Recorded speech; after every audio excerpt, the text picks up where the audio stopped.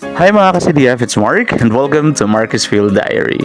After a long day nga po ng ating paggawa ng documentation reports at ano pang mga reports po natin, naglaan po tayo ng isang oras, mga 5 PM po yan para at least ma-witness natin yung napakagandang sunset po dito sa Surigao del Norte.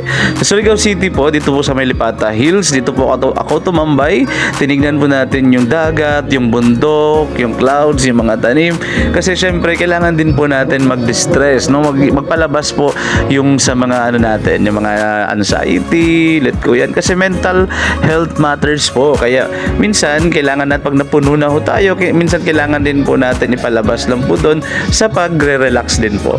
Kaya yan po yung minsan yung ginagawa ko dito pag alam ko pong stress na, at ang dami kong ginagawa at ang dami kong iniisip. Kaya yun lang po muna. Ingat po ang lahat. Stay tuned for another video at laban lang po. Bye-bye!